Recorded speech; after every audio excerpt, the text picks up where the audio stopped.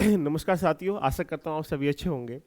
जैसा कि आपको ज्ञात है कि आज नोटिफिकेशन जारी होने ही वाला है, कल हो जाएगा यूपीपीसीएस का। तो हमारे पास एक चुनौती बन जाती है कि हम अपनी तैयारी को कैसे आयाम दें या अंतिम समय में अपनी तैयारी को किस तरीके से मूल्यांकन करने के साथ साथ अपनी रणनीति को बेहतर बनाया जाए, किन किन पिलर पे काम करें, हमारा नोटिफिकेशन जारी होने के बाद हमारी स्ट्रेटेजी क्या होनी चाहिए, या यूपीपीसीएस से सिलेबस ऑप्शनल हटने के बाद हमारी रणनीति का ढांचा क्या होना चाहिए, या ऐसे स्टूडेंट जो अभी उनका स्टैटिक पार्ट तैयार नहीं हुआ है वो कैसे तैयार करें, या ऐसे स्टूडेंट जिन्होंने स्टैटिक पार्ट रेडी कर रखा है उनकी रणनीति क्या होनी चाहिए, या हिस्ट्री को कैसे पढ़ें, ज्योग्राफी को कैसे पढ़ें, पॉलिटी को कैसे पढ़ें, या कहाँ से पढ़ें, क्या पढ़ें, ये बड़ा चुनौतीपूर्ण विषय बन जाता है। तो आइए बहुत कम समय में आपको मैं एक रणनीति के माध्यम से बताऊंगा कि लास्ट मोमेंट पे हमें अपनी कट ऑफ को पार करने के लिए हमारे पास एक रणनीति क्या होनी चाहिए। जैसा कि आप जानते हैं कि 100+ क्वेश्चन आपको सही करने पड़ेंगे यूपीपीसीएस प्री में जीएस फर्स्ट पार्ट में, क्योंकि सेकंड पेपर सीसेट का हो जाता है वो क्वालिफाइंग पेपर होता है। लेकिन फिर भी जरूरी होता है कि अंतिम जो यात्रा होती है बहुत इंपॉर्टेंट होती है। आपने जीवन में कितना 1 से 1.5 साल जो तैयारी करी वो एक तरफ, बाकी लास्ट दिन की जो तैयारी है वो एक तरफ आ जाएगी। तो आइएगा आज हम चर्चा कर लेते हैं कि हमें क्या पढ़ना है, क्या नहीं पढ़ना है, इन सारी बातों को जानेंगे। और दूसरी चीज, इसके लिए जो बच्चे अभी यूपीपीसीएस के लिए बिल्कुल फुल टू डेडिकेट हैं उनको सिर्फ 14 मई का ही एग्जाम देना है।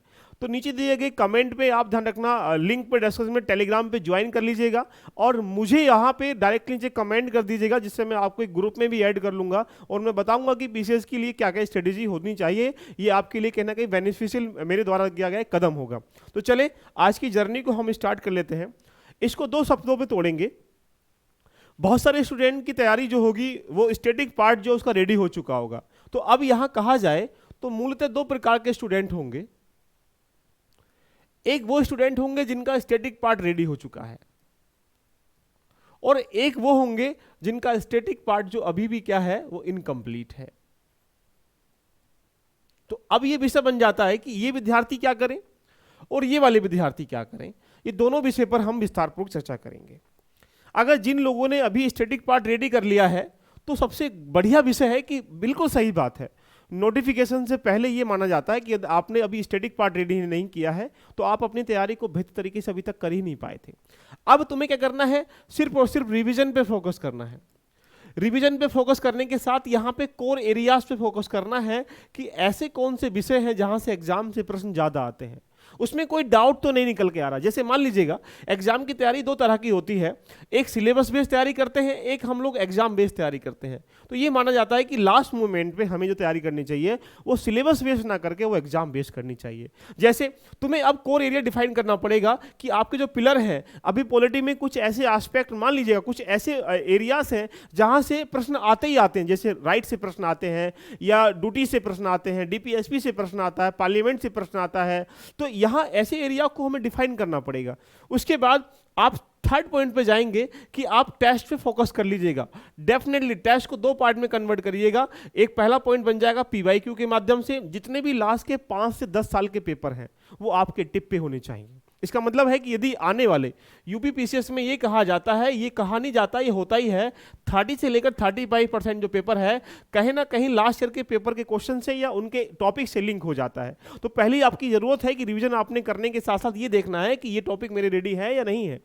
उसके बाद आप यहाँ पे एडवांस जितने भी क्वेश्चन बन जाते हैं, ध्यान रखना किसी भी संस्थान की, बेस्ट संस्थान की, मैं आपको ये भी बताऊंगा कि आपको संस्थान की कौन से की लगानी है, कौन से की नहीं लगानी है, पूरी रणनीति में बताऊंगा आपके सामने आज। तो ये फॉलो करना है। लेकिन ऐसे स्टूडेंट जिनका स्टैटिक पार्ट रेडी नहीं है तो मैं उनसे यही बात कहूंगा, ये वनडे एग्जाम तो है नहीं, ये एक सिविल सर्विस एग्जाम है। यहाँ आप एसडीएम बनेंगे, डिप्टी एसपी बनेंगे, बाकी जो पोस्ट हैं वहाँ पर आपका चयन होगा। तो इसके लिए थोड़ी सी बात मजे के प्यार से सोचिएगा कि 60 दिन की तैयारी में क्या यूपीएससी प्रीलिम्स क्वालिफाई कर सकते हैं? मैं कह सकता हूँ कर सकते हैं, नहीं भी कर सकते हैं, कोई कंफर्मेशन नहीं है। लेकिन प्रीलिम्स अगर क्वालिफाई कर भी लिया आपने धोखे से तुक्के से, ध्यान रखना, तो क्या होता है, कभी भगवान जी तुम्हारे साथ आ जाए कि ठीक है इस पे टिक लगाए, इस पे टिक लगाए, तो हो सकता है प्रीलिम्स क्वालिफाई। लेकिन क्या बीच में जो गैप मिलेगा, 1-2 महीने का जो गैप मिलता है, उस गैप में अपने आप को तुम रेडी कर पाओगे, ऐसे राइटिंग कर पाओगे, आंसर राइटिंग कर पाओगे, या कहा जाए तो बाकी जो 6 सब्जेक्ट हैं, जीएस 1 2 3 4 5 6 हो चुके हैं हम, क्या उसको तुम कर पाओगे? पॉसिबिलिटी नहीं है। इसीलिए आप ऐसे स्टूडेंट जिनका स्टैटिक पार्ट इनकम्प्लीट नहीं है, सिर्फ फॉर्म भर दीजिएगा और फॉर्म भरने के बाद अपने पूरे एफर्ट लगाइए प्रयास करने का। वो यहाँ ये ना माने कि हाँ हम तो अब 2 महीने में आसमान तक पूरे तारे बिछा देंगे, ये कर देंगे वो कर देंगे, क्योंकि एनर्जी आएगी फॉर्म देखने के बाद। लेकिन इसमें कहीं ना कहीं हम लोग हमेशा कोल्ड ड्रिंक की ढक्कन की तरफ ढक्कन खोलते हैं, कोल्ड ड्रिंक ऊपर आती है, जब हमारा एनर्जी लॉस होता है नीचे चली जाती है। ऐसे ही हम सोचते हैं कि हाँ इस बार तो पीसीएस क्वालिफाई करना है, जबकि उन्होंने आज तक जीवन में पीसीएस को जाना भी नहीं है। इसलिए ये प्रैक्टिकल तरीके से पढ़ाई करें। इसका मतलब है कि आप टेंशन नहीं लेना है, तो आपको बिल्कुल सिलेबस को देखना भी नहीं है। सिलेबस को देखने का मतलब है कि आप अब एग्जाम को देखना है। इसके लिए कुछ कोर एरिया जैसे पॉलिटी है, आप पॉलिटी को रेडी कर लीजिएगा, इकोनॉमी है इसको रेडी कर लीजिएगा, ज्योग्राफी है इसको रेडी कर लीजिएगा, हिस्ट्री इसको रेडी कर लीजिएगा। तो आपको 3 से 4 टॉपिकों पर पकड़ करनी है, जिससे कि कम से कम आप ध्यान रखना कुछ एरिया से जहां से प्रश्न आते हैं वो कम से कम वो तो सही हो सके, क्योंकि उससे क्या होगा आप एक चीजों को मैनेज कर पाएंगे। अब इनको नए नए रिसोर्स भी नहीं पढ़ने, इनके पास रास्ता ये होगा कि भाई रिविजन भी कहां से करें, मुद्दा बन जाता। तो ये लोग कुछ ना करें, सिर्फ और सिर्फ 2 ही काम करें। पहली बात तो पीवाईक्यू पढ़ लें, और तीसरी बात सिर्फ घटना चक्र को ही पढ़ें। इसके अलावा कोई किताब, कोई नोट्स, कोई एनसीईआरटी पढ़ने का प्रयास ना करें, जिससे कि आप 4 से 5 पॉइंटों पे इनको कवर कर सकते हैं। लेकिन इसको आप प्रैक्टिकल मत लीजिएगा, आप पहले पीवाईक्यू पढ़ें घटना चक्र के माध्यम से, उसको रेडी करें। इतने टाइमिंग में आप इतना ही कर सकते हैं, क्योंकि ये भी काफी मोटी मोटी किताबें हैं।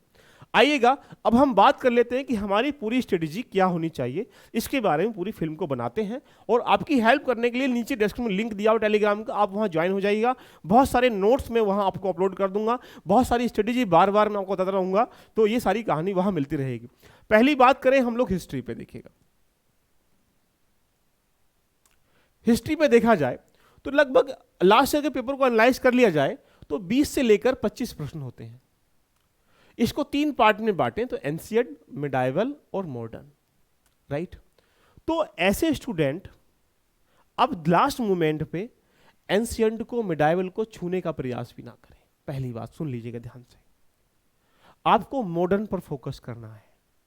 और मॉडर्न पर फोकस करना किस तरीके से है, आपको सिर्फ स्पेक्ट्रम के माध्यम से ध्यान रखना, इसके कुछ एरियाज को डिफाइन करना है कि मुझे किस किस टॉपिक को कैसे कैसे पढ़ना है। यानी कुछ ही एरियाज पढ़ने स्पेक्ट्रम के, अगर पूरी स्पेक्ट्रम पढ़ना स्टार्ट कर देंगे तो ये मान के चले स्पेक्ट्रम में ही 2 महीने गुजार देंगे। उसके बाद यहाँ इसके साथ आपको घटना चक्र को लगाना है, जीसी का मतलब घटना चक्र को लगाना है। ये अगर आप करेंगे तो हिस्ट्री में ये मान के चलें कि लगभग यहाँ 12 से लेकर 13-14 क्वेश्चन तक आप टैकल कर पाएंगे। आपको 20 से 25 क्वेश्चन सारे के सारे सही नहीं करने हैं, 12 से 15 क्वेश्चन के बीच में अपना वेटेज से लेके हिस्ट्री से लेके आना है। कितनी भी कोशिश कर लीजिएगा 15 से ऊपर फिर भी नहीं पहुंच पाएगा, मैं सीओटी के साथ बोल रहा हूँ। तो यानी हिस्ट्री के लिए सिर्फ और सिर्फ आप स्पेक्ट्रम को और घटना चक्र जो अभी जो पूर्वालोकन है पूरा प्रश्नों का, उसके साथ जो नीचे थ्योरीज होती हैं उस पर कमांड कर लीजिएगा। यहाँ से हिस्ट्री के इतने प्रश्न कर पाएंगे। सेकेंड पॉइंट पे जाएंगे तो यहां से आपके पास जो पॉइंट निकल के आता है वो आता है साइंस। साइंस नंबर 2 पे रखिएगा, क्योंकि यहां भी लगभग 20 से 25 प्रश्नों की क्या रहती है, भूमिका रहती है साइंस से भी। अब ये प्रश्न बन जाता है कि साइंस के लिए मोटी मोटी किताबें पढ़ें, क्या पढ़ें, तो कुछ नहीं पढ़ना। मैं आपको सीओटी के साथ बोल रहा हूँ, सिर्फ और सिर्फ अब जो समय है आप घटना चक्र पर कन्वर्ट कर लीजिएगा।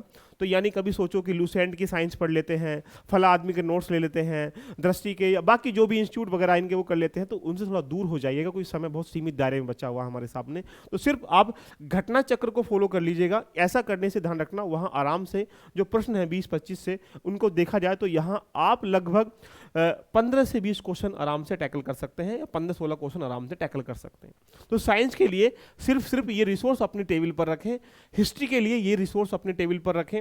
अब बात कर लेते हैं हम लोग यहाँ से तीसरे पॉइंट पे पॉलिटी के सापेक्ष में। अगर हम पॉलिटी के सापेक्ष में जाएंगे तो वहां भी 20 से 22 प्रश्न देखने को मिलते हैं। अब ये प्रश्न बन जाता है कि पॉलिटी में 20 से 22 प्रश्न देखने को मिलेंगे तो लोग यहाँ एनसीईआरटी यूज करेंगे। भैया गलत बात है, अब मत करिएगा। लोग लक्ष्मीकांत पढ़ेंगे, सही बात है, गलत अब मत पढ़िएगा। इसके लिए तुम्हें क्या पढ़ना है, एक पहला पॉइंट मैं आपको बता दूं, अगर आपका स्टैटिक पार्ट रेडी है पॉलिटी का तो इसको फिर आपको कोई किताब पढ़ने की रिक्वायरमेंट नहीं है। फिर भी रिवीजन के तौर पे तुम्हें लगता है कि मुझे पढ़ लेना चाहिए तो 5, 6, 7, 10 पेज में ध्यान रखना। लूसेंट में आप देखेंगे पॉलिटी के पार्ट को जाके तो सिर्फ वहां से रिवीजन करने के बाद यहाँ घटना चक्र को मानक मानकर ध्यान रखना, यहाँ पे इसकी रेडी करिए। प्रीलिम्स बहुत जरूरी है क्वालिफाई होना, ध्यान रखना। तो यहाँ सिर्फ और सिर्फ घटना चक्र को बेस मानकर ध्यान रखना, इसको आप रेडी करेंगे तो आप आराम से ध्यान रखना। पॉलिटी के सापेक्ष में अगर हम लोग देखा जाए तो जो ये प्रश्न है 20 से 22, ये पॉलिटी के प्रश्न मैक्सिमम कह सकते हैं कि 16, 17, 18 के आसपास आपके सही होने चाहिए, क्योंकि पॉलिटी एक ऐसा सब्जेक्ट है जहां मैक्सिमम प्रश्न करने की भूमिका में आप लोग हो जाएंगे इतना करने के बाद। तो ये पॉलिटी का एस्पेक्ट निकल के आ जाएगा। नेक्स्ट पॉइंट आते हैं इकोनॉमी के सापेक्ष में।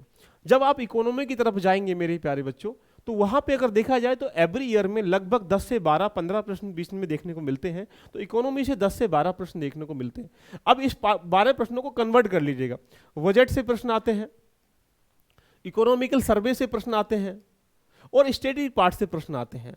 आपने स्टैटिक पार्ट नहीं पढ़ा है तो बहुत मोटी मोटी जो एनसीईआरटी क्लास नंबर 9, 10, 11 की है या बाकी रमेश कुमार की बुक है, उनको स्टैटिक पार्ट रेडी करने का बिल्कुल भी प्रयास ना करें, क्योंकि यहाँ से आपको 5 से 6 प्रश्न देखने को मिल जाएंगे, 4 से 5 प्रश्न देखने को यहाँ मिलेंगे। बाकी इकोनॉमिकल जो चीज़ें हैं वो करंट अफेयर की स्कीम से, प्रोग्राम से, इनोवेशन से, इनिशिएटिव से, इन सबसे करंट अफेयर से लिंक हो जाती हैं। तो ये माना जाएगा कि यदि आप इसको ही कमांड कर लें, ध्यान रखना, तो इसको कमांड करने से क्या होगा, 5 से 6 क्वेश्चन आप आराम से टैकल कर पाएंगे। स्टैटिक पार्ट के लिए बड़ी बड़ी किताब एनसीईआरटी पढ़ने का प्रयास ना करके आप घटना चक्र को मानक मानकर ध्यान रखना। उसके स्टैटिक पार्ट को, बैंकिंग सिस्टम क्या होता है या संगठन क्या होते हैं, इवन क्योंकि यूपीपीसीएस आज भी कहीं ना कहीं फैक्ट पे काम करने का प्रयास करता है। तो यदि आप सिर्फ इसको फॉलो करके और बाकी यहाँ पे बजट को, इकोनॉमिक सर्वे को या रिपोर्ट्स को, इनको सब कर लेंगे तो मजा आ जाएगा। लगता भी स्टैटिक पार्ट रेडी करना, तो इसके लिए आप ये कर सकते हो, यूट्यूब पे जाके ध्यान रखना, मुनराल सर की जो यहाँ वीडियो है उसके स्टार्टिंग के 5 लेक्चर देख लीजिएगा, ओनली स्टार्टिंग के 5 लेक्चर। और जब स्टार्टिंग के 5 लेक्चर आप देख लेंगे तो इकोनॉमी का कुछ जो स्टार्टिंग स्टैटिक पार्ट है, ध्यान रखना, वो आपका रेडी हो जाएगा। तो इकोनॉमी के ऐसा करने से आप ये सीओटी के साथ मान के चले कि यदि इसको रेफर करेंगे तो इतने प्रश्नों में से 6 से 7 प्रश्न आप आराम से टैकल कर पाएंगे। तो ये पूरी स्ट्रेटेजी इकोनॉमी की आपको इस समय रखनी है। कहीं ऐसा ना हो कि अगर आप यहां इतनी तैयारी में ही लग जाएं कि आपकी तैयारी ही खराब हो जाए। उसके बाद हम चलेंगे ज्योग्राफी की तरफ, राइट। नेक्स्ट पॉइंट है ज्योग्राफी। अब ज्योग्राफी के लिए अगर हम लोग देखें तो यहाँ ज्योग्राफी का जो वेटेज है लगभग अगर देखा जाए तो यहाँ 20 से 22 प्रश्न आ जाता है निकल के।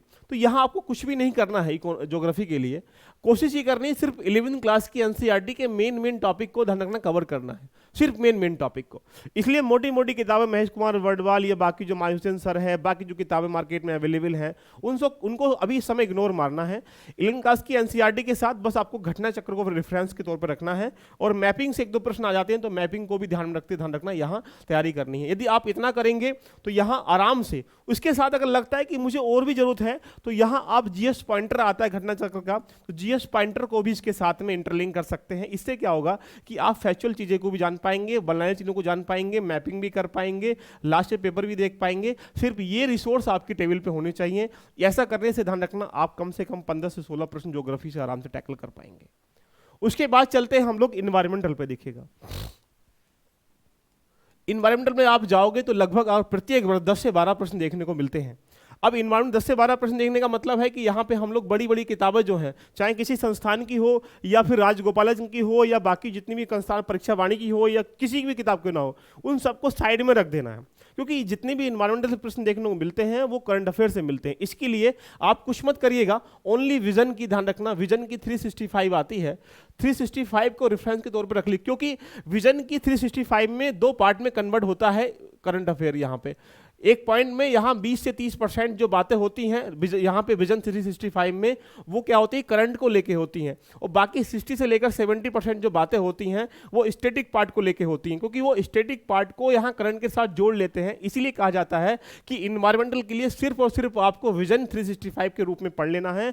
उसके बाद यहाँ पे सिर्फ तुम्हें क्या करना है, घटना चक्र को भी रेफरेंस के तौर पर लास्ट ईयर पेपर के रूप में यहाँ आप आराम से टैकल कर पाएंगे। तो जब इतना तुम करोगे तो यहाँ इन्वायरमेंटल से जो क्वेश्चन बनने वाले हैं यहाँ पे 10 से 12, 15 के आसपास, तो वहां 7 से 8 प्रश्नों को आराम से टैकल कर पाओगे, सिर्फ इन्हीं रिसोर्स से, और अलग कुछ भी नहीं पढ़ना है आपको। उसके बाद अगर हम जाएंगे यूपी स्पेशल के लिए, तो यूपी स्पेशल में अगर हम लोग देखें तो यहां 5 से 6 प्रश्न देखने की भूमिका में ऐसे रहती है, ऐसा ट्रेंड माना जाता है, कभी कभी आते, कभी कभी ज़्यादा या कम भी हो जाते हैं।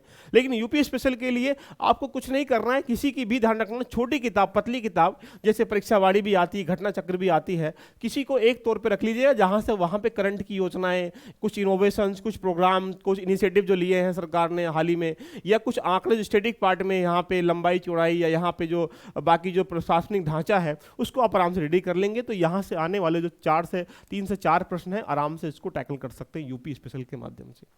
उसके बाद प्रश्न बात करते हैं सेंसस से। अगर हम सेंसस की बात करें, जनगणना की बात करें, तो 2 से 3 प्रश्न यहाँ आते रहते हैं यूपी पीसीएस में, क्योंकि ये जरूरी भी है।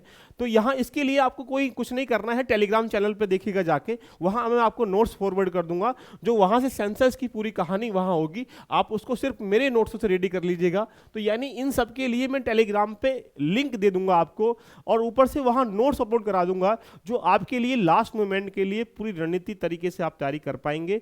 तो ये रहा पूरा ढांचा, यदि आप इसको इतना करते हैं तो मजा आ जाएगा। अब बात आती है करंट अफेयर लास्ट मोमेंट की। करंट अफेयर ये क्या है? एक मेजर सेगमेंट है, और करंट अफेयर मेजर सेगमेंट का मतलब है कि यहां यही तय करता है कि आपका सिलेक्शन होगा या नहीं होगा। तो आपको इसको इग्नोर नहीं मानना है। लेकिन प्रश्न ये बन जाता है कि करंट अफेयर हमें कितना पढ़ना चाहिए। तो पहली बात है, एग्जाम हो रहा है 14 मई में, तो 14 मई से लेकर एक साल का एग्जाम का, यानी 14 मई 2022 से लेकर 2023 के बीच में करंट अफेयर को पढ़ना चाहिए। लेकिन यहाँ पे 12 महीने का करंट अफेयर इंपॉर्टेंट नहीं होता है। ये देखा जाए तो अगर हमारा एग्जाम 14 मई में होगा, तो इस मई से पहले जो महीने हैं, ध्यान रखना, ये नवंबर का, ये दिसंबर का, ये जनवरी का, ये फरवरी का और ये मार्च का, अप्रैल को तो छोड़ दीजिएगा, मिड तक ले जा सकते हैं, ये 5-6 महीने हैं, ये ध्यान रखना बहुत जबरदस्त होंगे। इन महीनों को तुम्हें ध्यान रखना इग्नोर नहीं मानना है। इसके लिए इनके 4 से 5 महीने के लिए कोई भी एक मंथली मैगजीन को फॉलो कर लीजिएगा, आप उससे रेडी करो। और लास्ट में यहाँ पे करंट अफेयर जो होता है वो दृष्टि की भी आती है, जिसमें आंखें वाली होती हैं, वो 20 दिन पहले आती है एग्जाम से, उसको भी आप रिविजन के तौर पर रख लेंगे कि वो एक साल का कंपाइलेशन होगा, जिसमें से मैगजीन क्वेश्चन पढ़ने की संभावना रहती है। लेकिन यहाँ नवंबर, दिसंबर, जनवरी, फरवरी, मार्च, अप्रैल, ये ऐसे महीने हैं जो करंट अफेयर को बहुत आराम से टैकल कर सकते हैं। याद रखिएगा कि मेरी भी सीरीज करंट अफेयर के लिए लगातार weekly current affair, monthly current affair को लेके मैं आ चुका हूं कि दिसंबर का करंट अफेयर एक ही दिन क्लास में पढ़ाऊंगा, मैं नवंबर का ऐसे पढ़ाऊंगा। तो ये ऐसे करंट अफेयर हैं जो 6 महीने के बहुत आपके लिए इंपॉर्टेंट हैं। इसके लिए आप मेरे साथ भी जुड़ सकते हैं, टेलीग्राम पे लिंक दिया गया है, वहां जुड़ के यूट्यूब पे पर डे में करंट अफेयर की सीरीज लेके आऊंगा यूपीपीसीएस के लिए, वहां भी इसको पार्टिसिपेट कर सकते हैं। तो यदि आप अपनी आधार पर इस प्रकार की रणनीति को अपनाते हैं तो ये मान के चले कि आप कट ऑफ को पार कर जाएंगे, क्योंकि अब ये विषय जो है बड़ा गंभीर विषय बन जाता है। यदि आप हम हिस्ट्री की बात करें बेटा, एनालाइज करने, यदि जो मैंने आपके सामने रिसोर्स बताए हैं, अगर इन रिसोर्स को फॉलो करते हैं तो ये मान के चलें कि 12 से 13 क्वेश्चन आप सही करने की भूमिका में आ जाएंगे। क्यों? क्योंकि इन रिसोर्सों के माध्यम से इतने प्रश्न आराम से टैकल हो जाएंगे। नंबर 2, अगर हम साइंस की बात करें तो साइंस के आधार पर अगर देखें, जो रिसोर्स मैंने आपको बताए हैं उसको फॉलो करते हैं तो 15 से लेकर 20 प्रश्न के आसपास तक उस आराम से 20-25 प्रश्नों में आराम से टैकल कर लोगे। तीसरा पॉइंट, अगर हम लोग पॉलिटी की बात करें तो पॉलिटी में जो प्रश्न आते हैं, जो मैंने आपको रिसोर्स बताए हैं उसको फॉलो करते हैं तो 16, 17, 18 क्वेश्चन के आसपास तक आप आराम से टैकल कर पाओगे। अगर इकोनॉमी की बात करते हैं तो अगर इकोनॉमी में जाएंगे, जो 10 से 12 प्रश्न आते हैं वह 8 से 9 प्रश्न आराम से टैकल कर पाओगे, जो इन रिसोर्स के माध्यम को तुम फॉलो करते हो। अगर आप ज्योग्राफी की तरफ जाओगे तो ज्योग्राफी में अगर देखा जाए तो इतने टैकल करने के बाद यहाँ पे जो प्रश्न आते हैं 15, 20, 25 के बीच में, वहाँ 12 से 13 प्रश्न आराम से टैकल कर सकते हो। करंट अफेयर की बात करेंगे, करंट अफेयर के लिए जो मैंने बताया है ये स्ट्रेटेजी, अगर आप इसको फॉलो करते हैं तो डेफिनेटली 30-35 क्वेश्चनों में से आप ये मान के चलें कि 20 से 25 प्रश्न आपके सही होने चाहिए, जिससे कि करंट अफेयर पूरा यहाँ रेडी हम लोग कर पाएंगे। अगर हम इन्वायरमेंटल की बात करेंगे तो इन्वायरमेंटल में भी लगभग 10 से 12 प्रश्न आते हैं, लेकिन सही तरीके से इसको फॉलो करते हैं तो आप यहाँ 7 से 8-9 प्रश्नों की भूमिका में आराम से कर पाएंगे। उसके बाद यहाँ यूपी स्पेशल की बात करेंगे तो यूपी स्पेशल में भी जो आप इसको फॉलो करते हो तो यहाँ पे 5 से 6 क्वेश्चनों में से 4 से 5 क्वेश्चन सही करने की भूमिका में आ जाओगे।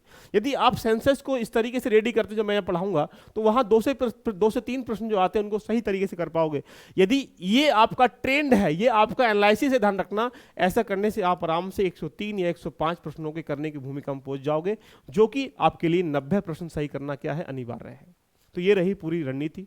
तो दोस्तों आप बने रहिएगा, एक बार कमेंट कर दीजिए कैसी लगी यात्रा। इसमें पूरा मैं बताऊंगा अब 1 बाय 1 करके कि पॉलिटी में, अब हिस्ट्री में कौन कौन से टॉपिक को पढ़ना है, साइंस में कौन कौन से टॉपिक को पढ़ना है, पॉलिटी में कौन कौन से टॉपिक को पढ़ना है, इकोनॉमी कौन कौन टॉपिक को पढ़ना है, ये सारी बातें मैं 1 बाय 1 करके पढ़ाऊंगा। बस आप जुड़े रहिएगा, एक बार दिल से कमेंट कर दीजिएगा। अब हम इस पर पूरा डीपली तरीके से पूरा व्याख्यान करते हैं कि अब हमें इसमें क्या पढ़ना है क्या नहीं पढ़ना है। और सेशन को लाइक शेयर भी कर दीजिएगा, और नीचे लिखा गया डिस्क्रिप्शन में जो लिंक दिया गया है, ध्यान रखना वो टेलीग्राम का है, उसको आप ज्वाइन कर लीजिएगा। उसके बाद मैं पीसीएस का अलग ग्रुप मॉडरेट कर रहा हूं, आप वहां जाके जो बच्चे यूपी पीसीएस का एग्जाम दे रहे हैं, ओनली यूपी पीसीएस का, वो मेरे इस व्हाट्सएप नंबर पे 9897540795 पर व्हाट्सएप भी कर सकते हैं। सर हम यूपी पीसीएस दे रहे हैं, हमारे लिए रणनीति क्या होनी चाहिए, यूपी पीसीएस के ग्रुप में मैं आपको ऐड कर दूंगा। और उसके बाद फिर ये पूरी जर्नी हम लोग करते हैं start. All the best, enjoy करें इस यात्रा का। और यहाँ पे जो 60 दिन की रणनीति है, ये थोड़ा इसका मैंने ओवरव्यू दिया है, अब इसको हम विस्तार पूर्वक पढ़ने का प्रयास करेंगे। मिलते हैं नेक्स्ट सेशन में। All the best, love you all, bye bye, take care.